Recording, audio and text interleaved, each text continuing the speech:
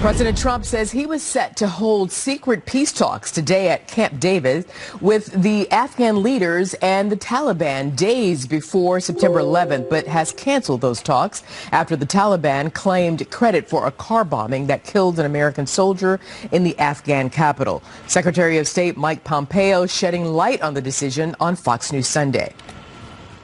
We'd made real progress, but in the end, the Taliban overreached. While this isn't a war of attrition, the American people should know we will continue to apply the appropriate pressure to make sure that we never struck with terror again from Afghanistan.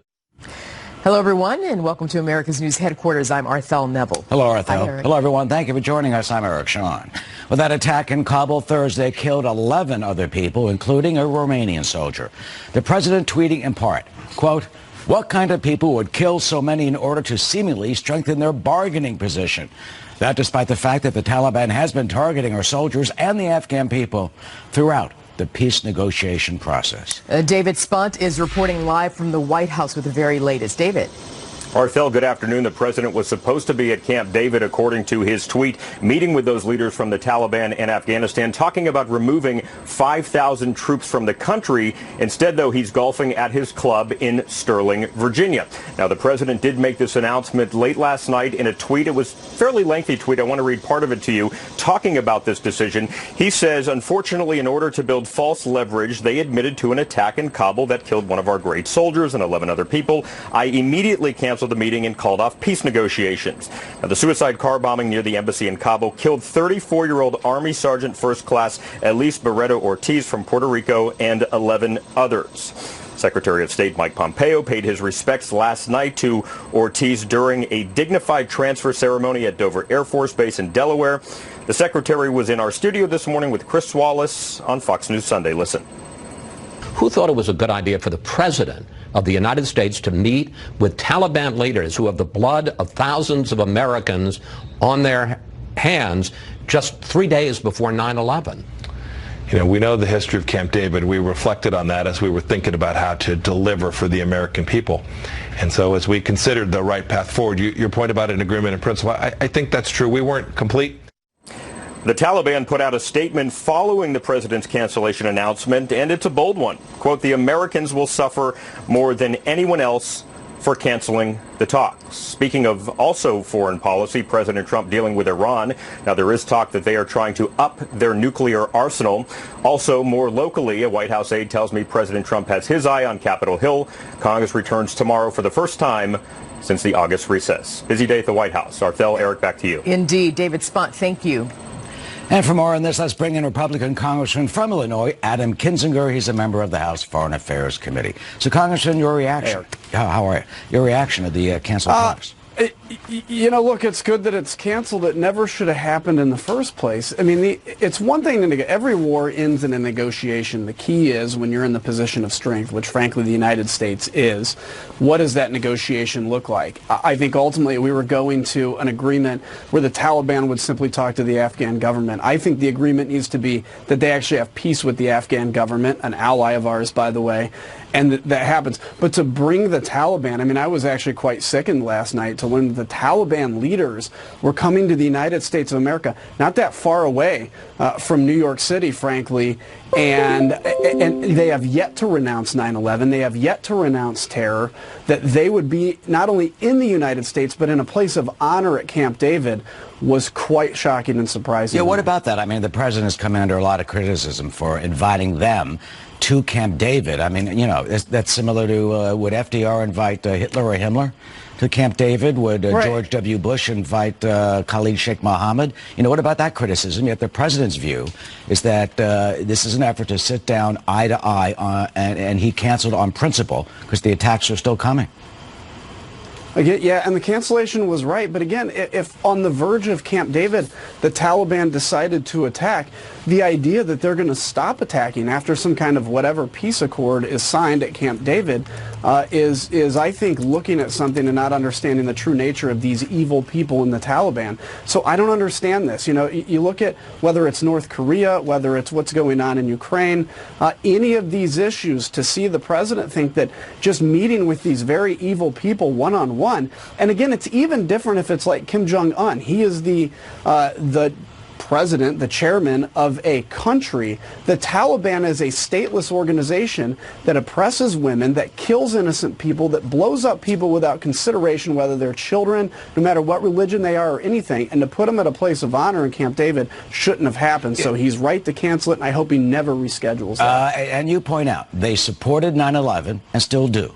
They blame us for 9/11 and still do. That first plane went over my head that slammed into the World Trade Center, and we'll be reporting, of course, this coming Wednesday. But this morning on Fox News Sunday, Secretary of State Mike Pompeo talked with Chris Wallace about this, and he said that the president is someone who, quote, takes risks, and that this was a potential risk to get peace. Here's what the Secretary of State also said. We've got to make sure we get it right.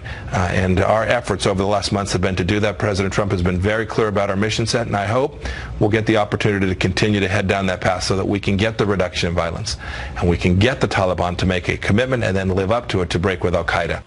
Can we trust the Taliban?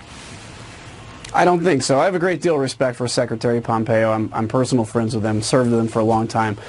But in terms of what the president's goals are here, you can't trust the Taliban. You can't trust al-Qaeda.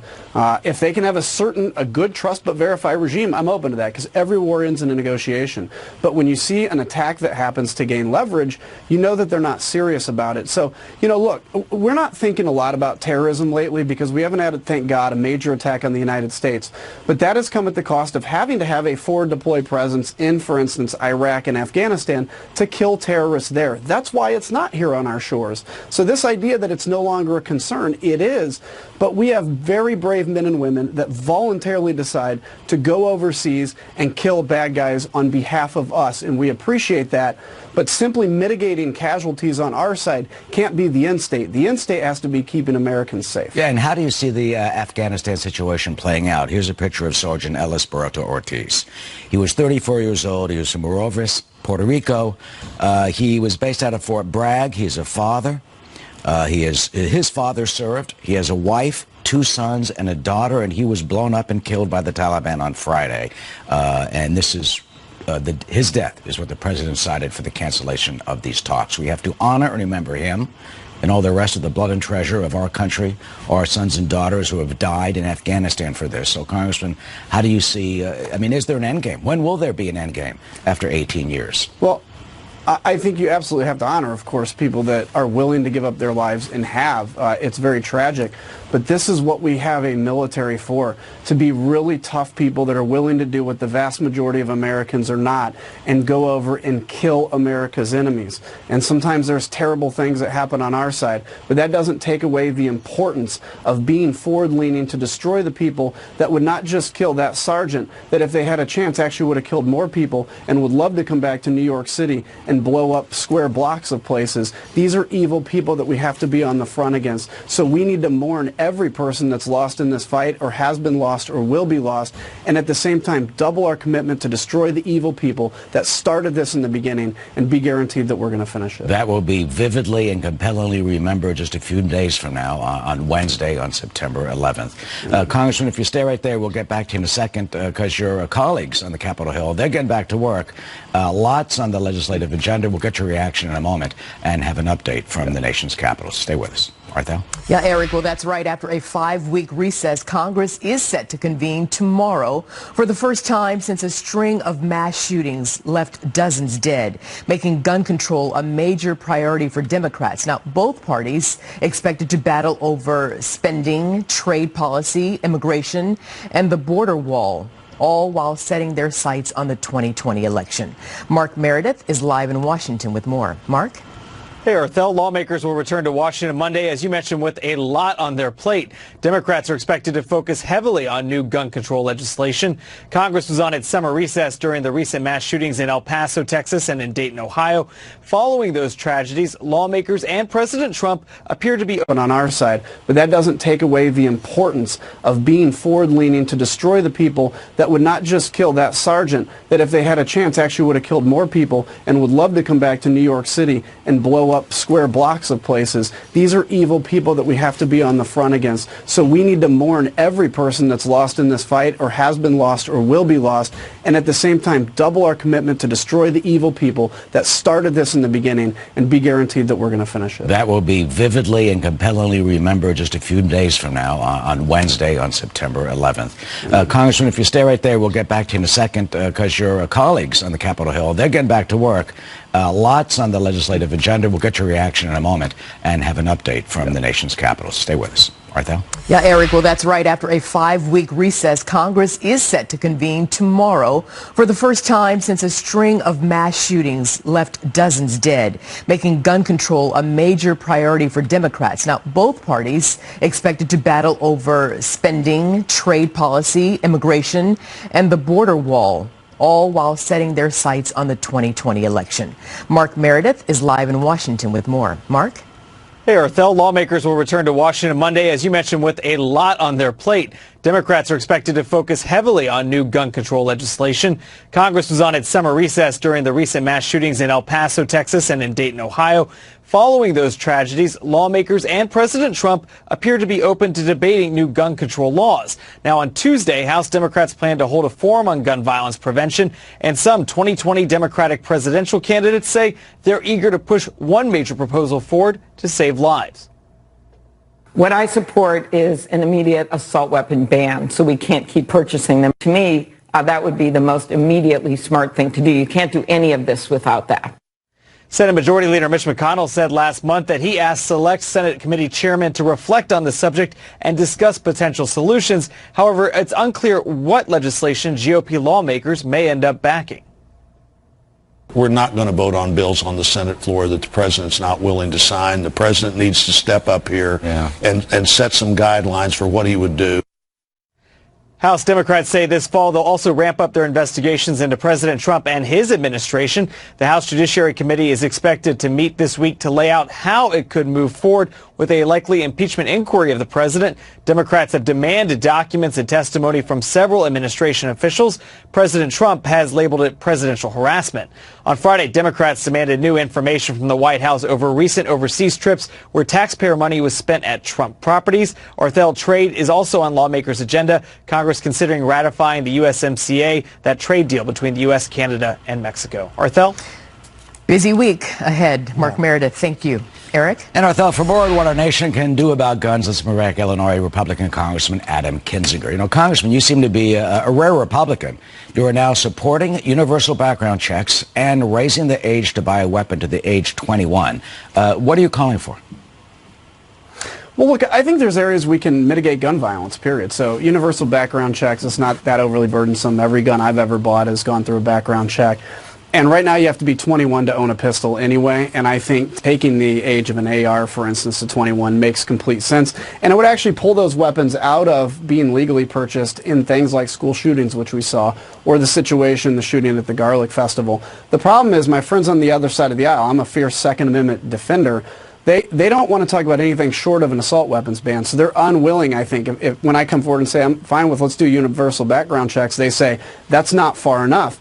And the other problem is, you know, we're not having a discussion about the fact that there is a broken generation of people right now that think it's okay to walk in and kill a bunch of people because they're suicidal and they don't have the guardrails of believing in God or whatever that has happened in society that people think this is okay. This is a multifaceted program. The left wants to just simply focus on taking away guns, and we've got to focus on this whole approach, and nobody's willing to have that conversation because nobody trusts the other side. Well, let's have that conversation. What do we do about the culture? What do we do about religion? What do we do about spirituality? What do we do about those human values that have guided us, or should guide us appropriately all these years? And you have this, as you said, broken generation, many white young men sitting in front of the video games, carrying out their demented acts of violence against the innocents. That's true. Look, video games have a real impact, and all you have to look back is at World War II when they practiced with circle targets, to Vietnam when they practiced with human outlines, and you could see the increase of soldiers that were able to pull the trigger on a human soldier, or on a human person, a human being. There's so many number of things. But the other thing is, Kids right now are so disconnected. They think they're connected. They're all over Instagram and social media, but they feel more empty. The number of likes is their value, and you never find value in the number of likes you get. And so they become suicidal. They get very angry at people around them. And in a very rare but obviously very public instance, they decide that they're going to take that suicidal tendency and that hate and rage and take it to a mass shooting. The answer isn't government. I can't legislate morality because we have a constitution. But I think homes need to, churches need to reach out and say, let's catch this disaffected generation and show them the hope of God and Jesus Christ and show them the hope that exists out there. Because when you don't have hope, you do outrageous things. When you have hope, you have an opportunity to go out and be successful. And that exists everywhere. That exists with even turning the Taliban, by the way, Eric. You give them hope and opportunity, they're not going to join a radical organization. Hope and opportunity, as well as some more legislation on Capitol Hill. We'll see as this, how this all plays out.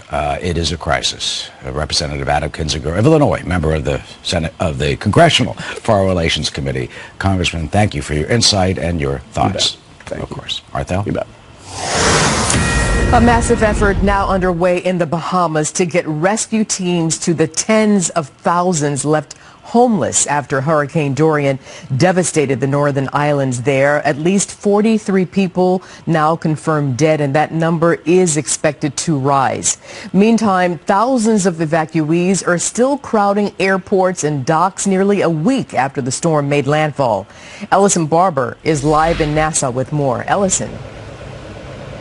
Hey, Arthel. So behind me is one of the areas where those people are coming to. You can see there's a van just over my shoulder, and behind that there are white tents. This is an area where people who are coming, whether it's from the Abacos or Grand Bahama, whether they are getting to Nassau by boat or by plane, they are bringing them here to an airport on the other side here, where they then register them, process them. They bring them here to help them reunite with families. They have some food in there, water for them to have while they sit inside of those tents, and then bus them in many cases to shelters or wherever they can put them to find safety as people come off of these boats or off of the airplanes. However they were able to make their way out. We hear more and more stories about what they have been through. We know more people need to be rescued. We spent all day yesterday on Grand Bahama. We met people who have been trapped in their homes with no cell service, no contact with the outside world.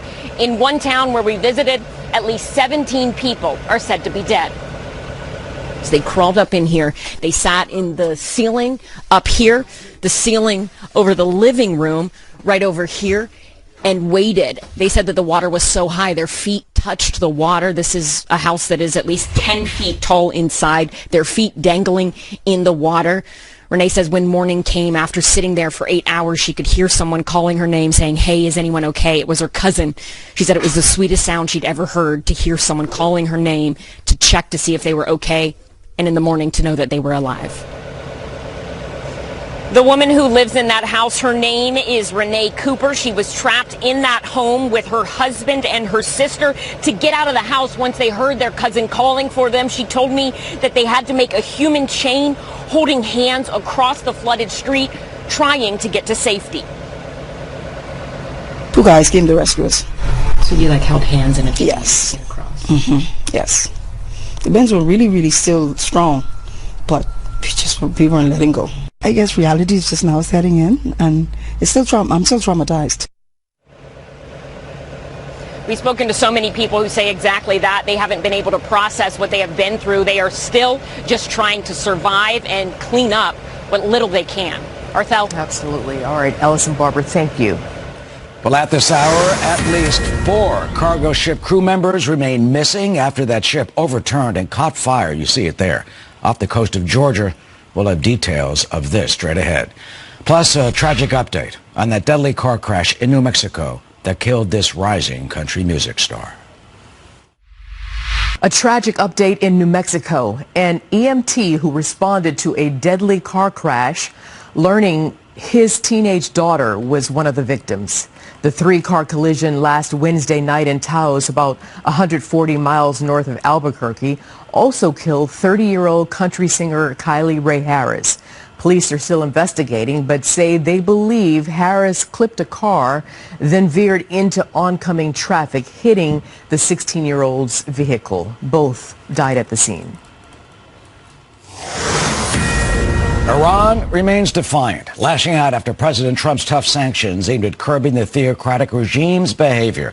And now after Tehran announced it is brazenly ramping up its uranium enrichment, all in violation of the Iranian nuclear deal, the acting director general of the United Nations nuclear watchdog, they're meeting with top Iranian officials about all this today. Trey Yangst is live in the Middle East Bureau and how those talks are going. Hi, Trey. Hi there, Eric. That's right. Today, the head of the UN nuclear watchdog did meet today in Tehran with Iran's nuclear director as the 2015 JCPOA nuclear deal continues to unravel. This meeting does come after Iran announced over the weekend that it began to violate a third term of the nuclear agreement by injecting uranium gas into advanced centrifuges. Iranian leadership said that this step, along with exceeding the uranium stockpile and enrichment levels, is reversible if European signatories live up to their end of the bargain. The next step for Iran could be enriching uranium past 20%.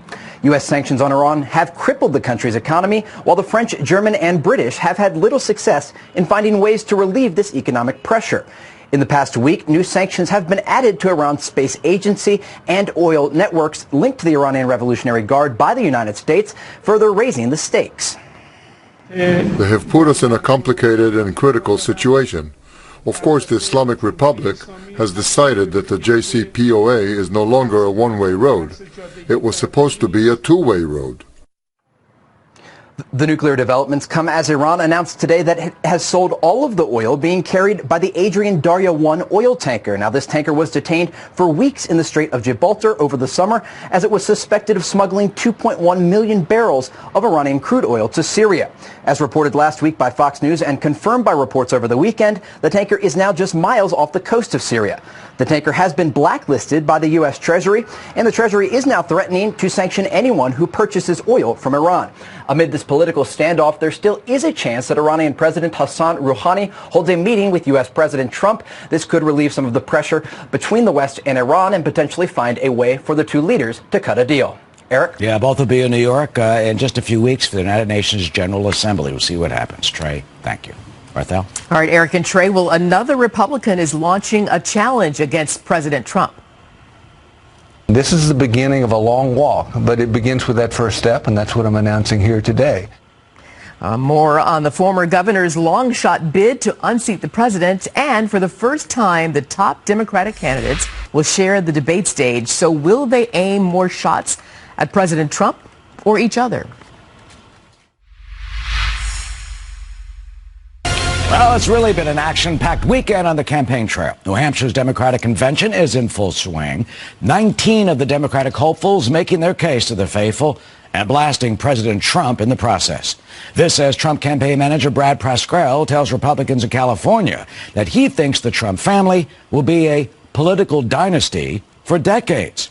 This as the president faces now a third Republican primary challenge, with former South Carolina Governor and Congressman Mark Sanford announcing his bid, and he did it on Fox News Sunday. I'm here to tell you now that I am going to get in. You're going to run for president against Donald Trump in the Republican race? I am. Why? Because I think we need to have a conversation on what it means to be a Republican. Molly Henneberg is tallying it all up for us in Washington. Hey, Molly. Hi, Eric. So far, nothing from the president on Twitter responding to Mark Sanford getting in. We'll keep an eye on that. As for the Democrats, this Thursday, the top 10 polling Democratic presidential candidates will debate in Houston on one stage on the same night. And the latest ABC Washington Post poll shows 3 of them pulling ahead of the pack. Former Vice President Joe Biden at 27%. Senator Bernie Sanders, 19%. Senator Elizabeth Warren moves up to 17%. 2 points behind Sanders. Everyone else is in single digits, including South Bend Mayor Pete Buttigieg. He's in the process of opening 12 campaign offices in New Hampshire. Here you see him opening one in Berlin, New Hampshire this morning. And Senator Sanders is in Iowa today for several campaign events, including rallies at Iowa State University and the University of Iowa. As for the polls, the chairman of the Democratic National Committee says they're starting to reflect where Democratic voters are heading. Our field is deep, but we're reaching a point now where voters are differentiating, and that's what it's about. And candidates have to demonstrate progress as we get closer and closer to Iowa and New Hampshire. On the GOP side, as you were saying, Eric, President Trump has another primary challenger. It is former South Carolina Republican governor and former Congressman Mark Sanford, a longtime Trump critic. But does he really think he can defeat Trump, who remains popular among Republicans? I'm saying you never know. I'd say I'm listing my goals, my primary goals to say let's go out and force or try and create a conversation on that which is not being talked about in this presidential cycle. Once every 4 years we have a chance to have a national debate on where we're going next as Republicans and Democrats and as Americans. And the thing that has been lacking in this debate has been an earnest and real conversation on debt and deficits and government spending. Sanford is infamously known for telling his staff that he was hiking the Appalachian Trail in 2009 when he was governor of South Carolina and married, when really he was in Argentina visiting his mistress. Eric? Yep, and voters got a lot of differentiating to do. Molly, thank you. Thanks. All right, Eric, and now to the Democrats hoping to unseat President Trump. They are preparing for Thursday's debate in Houston, where for the first time this primary season, the top 10 candidates will face off on the same stage. So joining me now is Governor Ed Rendell. Let's focus our fire on President Trump. We don't want to attack each other. Right. So that's something that everybody has to be cognizant of. But, you know, but not, of course, not to overlook the rest of the top 10 candidates. You've got Senators Kamala Harris, Cory Booker, Amy Klobuchar, former HUD Secretary Julian Castro, South Bend, Indiana Mayor Pete Buttigieg, entrepreneur Andrew Yang, former Texas Representative Beto O'Rourke. So in this grouping, as you said, Governor, they have to make themselves stand out apart from, you know, maybe attacking VP Biden or Senators Sanders and Warren. What is it that they really can do in terms of promoting their policy to stand out in Thursday's debate? Well, it's hard. You saw Senator Booker at the last debate go after the vice president. He went after him pretty hard, but he improved his polling from 2% to 3%. And so that obviously is a strategy that doesn't work. If they have a bold idea that will set them a little bit apart in a policy way, yeah, they should, this is the time to trot out that bold idea. Mm-hmm. But other than that, I think the field with the top three is fairly fixed. Can Kamala Harris break through? Maybe. Can Mayor Pete break through? Maybe. But it's becoming increasingly unlikely. So let's look at the Democratic Party as a whole. I mean, it's criticized as being far left, not in touch with what most Americans are looking for. So, A, has your party gone too far left? And B, do you have a cohesive, clear-cut message on how to run the country? Well, first, I think the party is not as far left as the media says. If that were the case, the Vice President Biden, wouldn't be getting in most polls a third of the vote in a 20-candidate field. I think most Democrats are moderate, slightly left or center. They are not as progressive as some of our progressive candidates are. They're not that far to the left. That's number one. But number two, there are policy differences between every Democrat and President Trump. And there are real policy differences on things like climate change that make a huge difference to people's lives. We saw that with the recent hurricane, and people are going to react to those policy differences. So any one of our candidates, any one of the 10 in the debate, and a couple that aren't even in the debate, I think on policy could paint a line of clear distinction between what they would do as president and what President Trump is doing. But if climate change is going to be the major drum beat for the Democratic candidate, do you think beating President Trump is going to be easy, or will it be a tough fight for whoever that candidate will be? Well, Arcel, I don't think climate change is a single issue. We've got to run on a whole slew of different issues, like gun violence, climate change, economic disparities that are afflicting the country, health care. There are a ton of the issues, and the American people on almost every one line up solidly behind Democratic positions. So there's plenty to go and talk about during the campaign. Will President Trump be easy to beat? No.